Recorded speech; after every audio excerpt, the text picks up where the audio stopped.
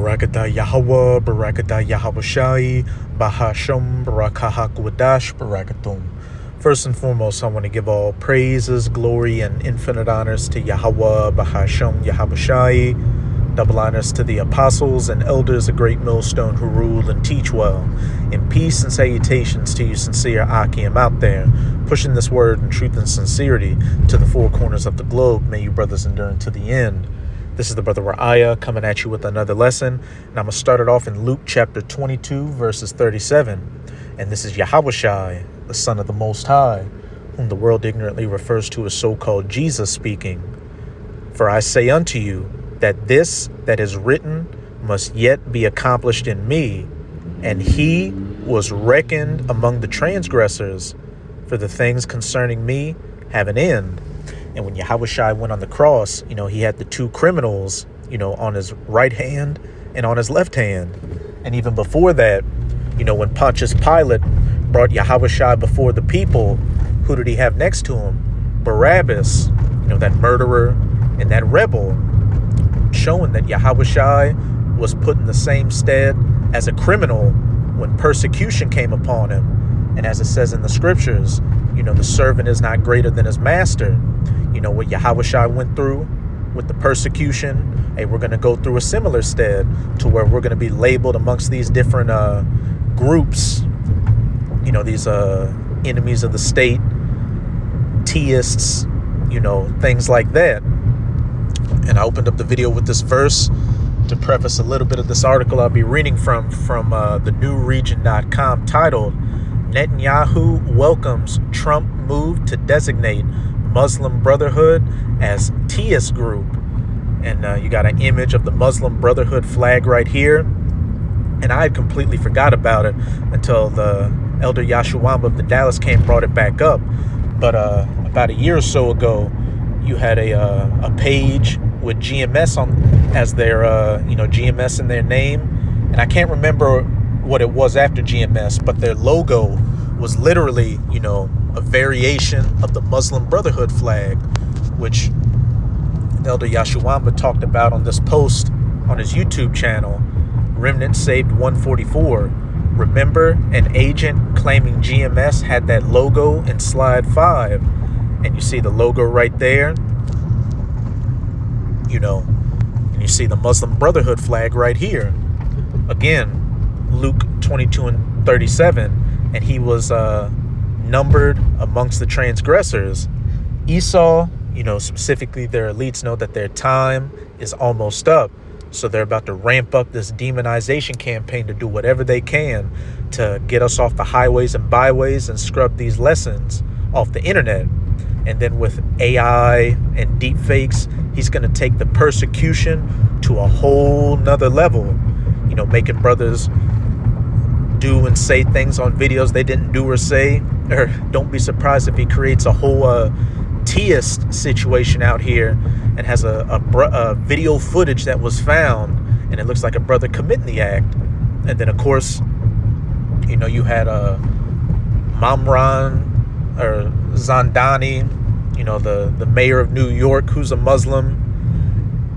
And there's been a whole controversy with that, with people speculating that, hey, this is how, Muslims get down. They get into positions of power, and then that's how they take over, your city, your state, your country. And then, of course, you've got the Nation of Islam ran by Louis Farrakhan, where he has points he makes that are talking points to the Hebrew Israelites.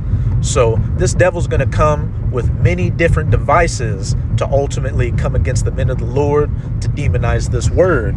So to you sincere Akim and Akwat out there, hey, get your spirit ready, because we're about to come into some very crazy times.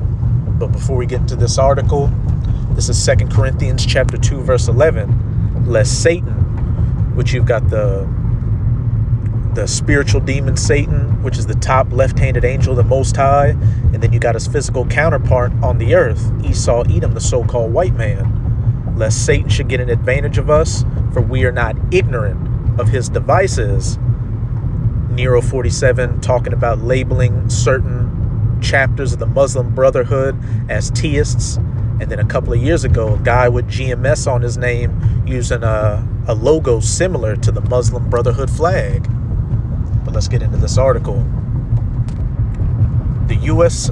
State Department, on the orders of Nero 47, is mulling the designation of certain chapters of the Muslim Brotherhood as theist organizations. 1948 Prime Minister Benjamin Milkowski on Tuesday welcomed U.S. President Nero 47's decision to move toward designating branches of the Muslim Brotherhood as theist organizations over their alleged ties to Hamas in connection to the October 7th attack on the land of Israel. On Monday, Nero 47 signed an executive order for U.S. officials to start the process of designating certain chapters of the Muslim Brotherhood as foreign theist organizations, the White House said in a statement. Washington accused the Muslim Brotherhood of having alleged links to Hamas's October 7, 2023 attack on Israel and moved to ban chapters in Lebanon, Jordan, and Egypt over their purported support for militant activities. And you might say, well, hey, that's foreign Muslim Brotherhood chapters. But back during Obama's presidency, you had a U.S. citizen that was in a foreign country who was a Muslim who got deleted in a drone strike for having alleged ties to theist organizations. And then, of course, lest we forget the National Defense Authorization Act of 2012, where it was labeling certain things you could do as a U.S. citizen as a theist activity and make you an enemy of the state. Such activities threaten the security of American civilians in the Levant and other parts of the Middle East, as well as the safety and stability of our regional partners, it added. Netanyahu, welcoming the move, noted, for years they have sown chaos, promote extremism, and threaten governments across the Middle East, which is why many nations in our region already banned them, he said in a post on his X account. The order requires Secretary of State and Treasury, in coordination with the Attorney General and Intelligence Chief, to submit a report within 30 days on whether Muslim Brotherhood chapters in Lebanon, Jordan, Egypt, or elsewhere, foreign countries, but it says or elsewhere. So that or elsewhere, and that can be a blanket term to cover a lot of things. Foreign, possibly domestic, should be designated as foreign theist organizations, the White House said. Some countries, including Egypt and Saudi, blah, blah, blah, let's see.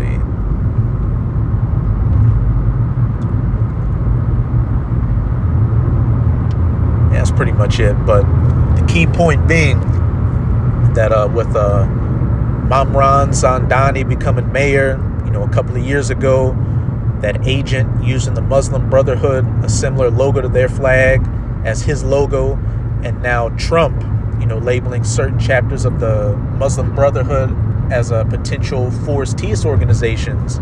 Again, lest Satan should get an advantage of us, for we are not ignorant of his devices. These elites are moving behind the scenes rapidly to, label the men of the Lord amongst the transgressors. And, as it says in Romans chapter 15, everything written aforetime was written for our learning. Not only do we have that example of Yahushua being labeled amongst the transgressors, but false accusations being laid against the men of the Lord, as well as men of the Lord being mistaken for, rebels back then who fought against the government of their times. So let's get some examples. This is Acts chapter 6. I'm going to start at verse 9. I'll start at verse 8. And Stephen, full of faith and power, did great wonders and miracles among the people. And when you read this full account, Stephen, just like the prophets of today, was simply speaking the truth of the scriptures. And the Israelites back then, just as, the majority of our people today, were offended at the word. Then there arose certain of the synagogue, which is called the synagogue of the Libertines, and the Cyrenians, and the Alexandrians, and of them of Cilicia and Asia, disputing with Stephen. And they were not able to resist the wisdom and the spirit by which he spake, much as it is today, whether it be our people or the heathens that try to come against this doctrine, chiefly of GMS or Great Millstone, as well as the brothers that come in the spirit of GMS, which, it's ultimately the doctrine of Yahweh Bahashem Yahweh Shai.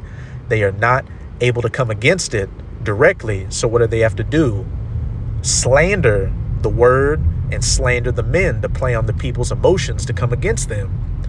Verse 11, since they could not come against Stephen preaching the word, then they suborned men, which said, we have heard him speak blasphemous words against Moses and against the Most High.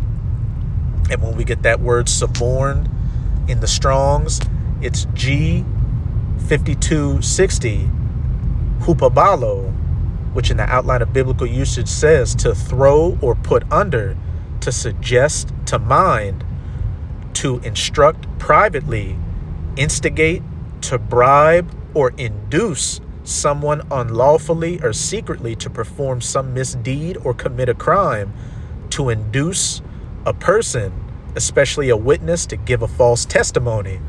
So since those Jews back then couldn't come against Stephen for preaching the truth, they had to suborn or get wicked men to come up with a false testimony to come against him, to demonize him. And they did a similar thing to Yahweh Shai. What did they say? They tried to, come up with all this slander against him, but then they got those witnesses, those, false witnesses to say he said he would destroy this temple in 3 days and build it back up, to justify bringing Yahweh Shai before Pontius Pilate and Yahweh Shai ultimately getting crucified.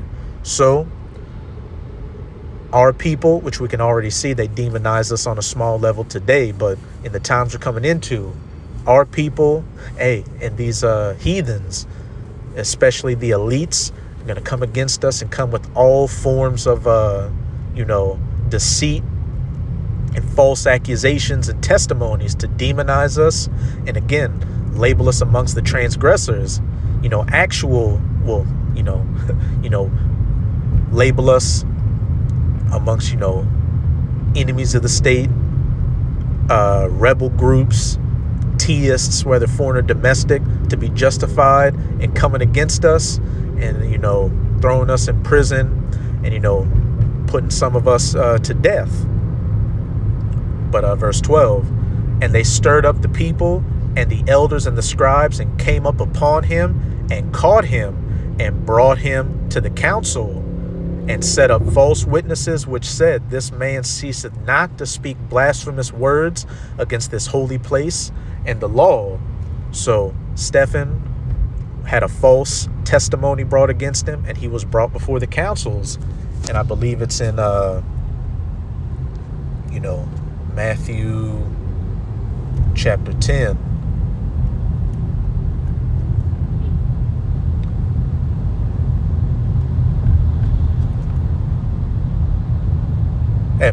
And look at what the header says in the blue letter, the hard road before them. Yahweh Shai speaking to his disciples. Behold, I send you forth as sheep in the midst of wolves. Be ye therefore harmless, be ye therefore wise as serpents and harmless as doves. But beware of men, for they will deliver you up to the councils, just as Stephen was brought before the councils, and they will scourge you in their synagogues. And ye shall be brought before governors and kings for my name's sake, and for a testimony against them and the Gentiles, the heathen Gentiles. And again, Romans 15, everything written aforetime was written for our learning. False testimonies against the men of the Lord, and the men of the Lord brought before the heathen governments of their day. So the same things are going to happen towards us, being labeled amongst the transgressors. But now I'm going to get another account dealing with the Apostle Paul. And the header reads, Paul seized in the temple. This is Acts 21 and 27. And when the 7 days were almost ended, the Jews which were of Asia when they saw him in the temple, stirred up all the people and laid hands on him, crying out, Men of Israel, help! This is the man that teacheth all men everywhere against the people and the law in this place, and further brought Greeks also into the temple, and hath polluted this holy place. You know, the Apostle Paul was preaching Yahawashi, and that the Israelite foreigners who were Israelites that were living like heathens back then, you know, could come back into the temple. You know, they demonized him back then for those words. And now today, what do we preach? You know, we preach of Yahawashi again, of the Israelite foreigners that, you know, though they may look like heathens, they can come back, you know, to Yahweh Bahashem Yahawashi, that we're under grace right now and not under the penalties of the law. And, you know, in regards to Christianity, which for the last, you know, couple of hundred, you know, to 1,000 years has been reigning strong and preached that universal message that God loves everybody. We say that that's not the case, but the Lord is only for his people. They say, hey, this man, they teach all men everywhere against the people and the law in this place. Verse 29, for they had seen before with him in the city Trophimus, an Ephesian, whom they supposed that Paul had brought into the temple. And all the city was moved, and the people ran together, and they took Paul and drew him out of the temple, and forthwith the doors were shut. And as they went about to kill him, tidings came unto the chief captain of the band that all Jerusalem was in an uproar, who immediately took soldiers and centurions and ran upon them. And when they saw that the chief captain and the soldiers, they left beating of Paul. So, you know, an Israelite who was a captain, you know, and a part of the Roman military, you know, he saw this uproar amongst the Jews towards the Apostle Paul, and got, you know, soldiers and centurions to break up the, you know, the fight. But listen to what this Roman Israelite captain, you know, asked Paul. Verse 33, then the captain came near and took him and commanded him to be bound with 2 chains, and demanded who he was and what he had done. And some cried one thing and some another among the multitude. Hey, and best believe that they were given a false testimony against Paul. And when he could not know the certainty for the tumult, he commanded him to be brought into the castle. And when he came upon the stairs, so it was that he was borne of the soldiers for the violence of the people. For the multitude of the people followed after, crying, away with him. Hey, everything written aforetime was written for our learning. They wanted to put the men of the Lord to death in the past. Some of the men of the Lord were put to death, so we're going to have to walk in that same stead in these times of Jacob's trouble we're quickly coming into. But, verse 37, and as Paul was to be led into the castle, he said unto the chief captain, may I speak unto thee? Who said, canst thou speak Greek? Verse 38, art not thou that Egyptian? So, you know, this Israelite who was a captain in the Roman military, who could speak Greek, hence why he asked Paul, showing that those Greeks that the apostles were speaking to back then weren't actual heathen Greeks, but Israelites living like Greeks. Go read 1st and 2nd Maccabees, which talks about the, you know, Greek captivity. But art thou that Egyptian, which before these days madest an uproar, and leddest out into the wilderness 4,000 men that were murderers? So, you know, this Israelite Roman captain mistook Paul for an Egyptian, you know, rebel that caused an uproar back then, and had 4,000 men who were murderers under him. So what? Seditious acts. So right here with this, you know, situation where Paul was mistook for that Egyptian, what? Paul was being labeled amongst the transgressors, and with those Israelites coming against Paul, saying he was doing this, that, or the other, and that Roman captain couldn't tell what the true story was. Hey, there was a situation put in place, going back to that Luke 22 and 37. Yahushua being labeled amongst the transgressors, and in the times we're coming into, the men of the Lord being labeled amongst the transgressors.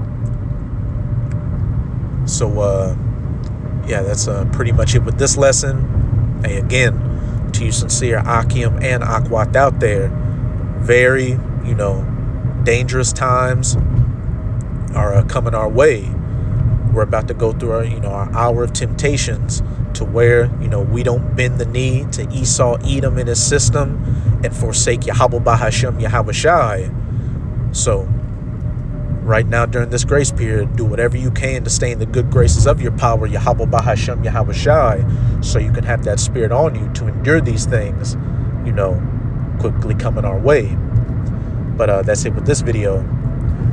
I hope you sincere Akim and Akwath were edified. Just keep strong. We're almost out of this final wicked captivity of the heathen nations, chiefly of the Edomites. And as always, I'm going to say Abad Babal, Kwam Yasharal.